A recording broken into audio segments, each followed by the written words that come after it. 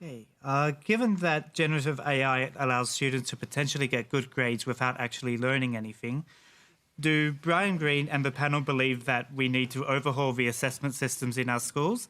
And how feasible would that be? Brian Greene, should we overhaul the assessment system? Well, I would say we needed to overhaul the assessment system long before AI came on the scene. So that's a whole different conversation that we'll have next week on Q&A. But for this week, focusing just on AI, absolutely. So in the early days, the response by many educators was to tell students you can't use these systems, which is the silliest thing in the world to do for two reasons. Number one, they're going to use it, I absolutely assure you. In fact, I know of a student at a Ivy League university who got response from the teacher, from the professor, this is the best essay that I've ever seen. And that student confided to somebody who I'm very close with, my son, that it was written by ChatGPT. Okay, so it's going to happen. But the second reason is we don't want kids to be divorced from these tools. We want them to become the experts at these tools. So the burden on the educator is change the assignments. Allow them, in fact, require that they use these systems so that they can do things that they wouldn't ordinarily be able to do. Be creative as an instructor, as a teacher, in order to cause students to become the best practitioners using these tools in the world. That's what the future is going to be. That's a really good point. And a lot of schools are trying to use them as a tool now. They're trying to get on the front foot. Jessie? I'm worried about what we lose as well. If you can have AI generate an essay on the Roman Empire, right, which we know it can do, and it can do a relatively good job of that, the art of writing an essay, although it can be very difficult to explain why that's an important thing, it's organising our thoughts and it's working out coherently how to present an argument.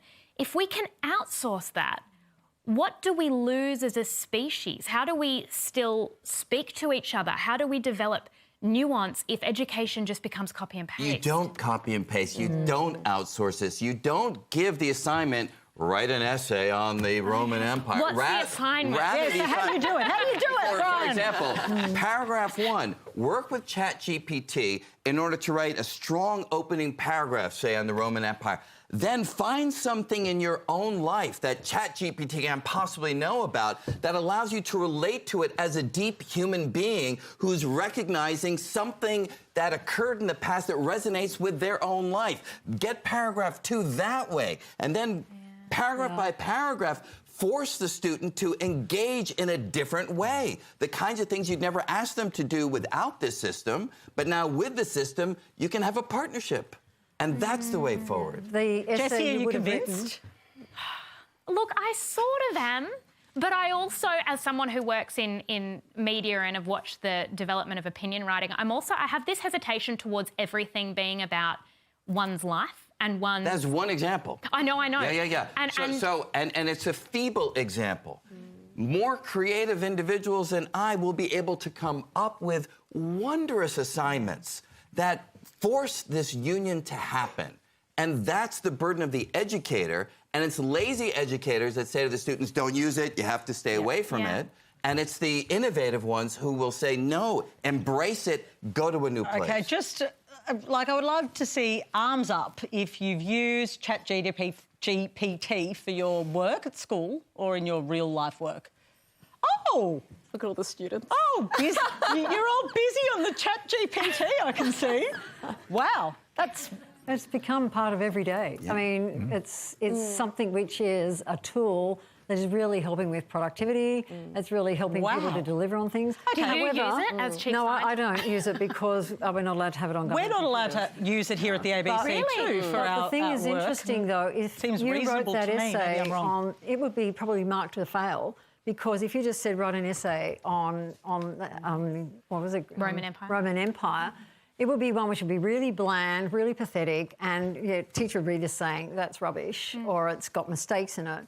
What's really important, as Brian was saying, is that you've got to engage with these tools in a way that allow you to really take it to the next level. And you have to go back to, when I was in first at university in the 70s, calculators came along. And we were worried that calculators were going to do the same thing, that, you know, who knows mental arithmetic these days, or who remembers mobile phone numbers. We have our mobile phones are our brain extensions now.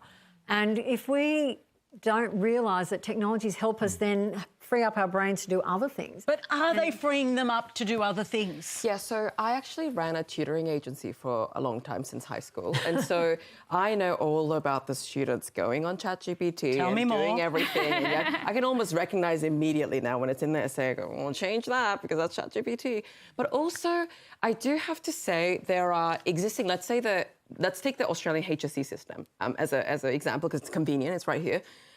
There are existing forms of essays and assessments that it's really hard to prepare for. Like, you genuinely have to have critical thinking and you have to have your own opinions to write it. For example, discursive essays.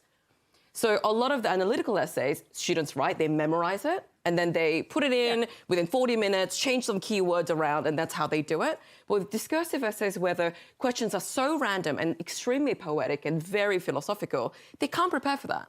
So why don't we push that forward? And also, I want to give kudos to also teachers that I know from Sydney Boys High School, Chatswood High School, Askham School, that the students at my tutoring agency has told me has already adopted methodologies to teach children to use ChatGPT in a good way. For example, one teacher records all of her classes. The students learn it at home. They come to the classroom, and that's where they do their homework. So she helps them with the progress, and she stimulates their thinking, whatever else. Another teacher in Chatswood High School, for example, has actually specifically requested students to make ChatGPT bots about the book that they are learning and chat with it, have a discussion about it, copy and paste the entire script, actually, and show me, and I'm going to critique how you question this bot. So there are existing teachers that are doing amazing work in this space already, and we need to draw on their knowledge to devise the next phase of education.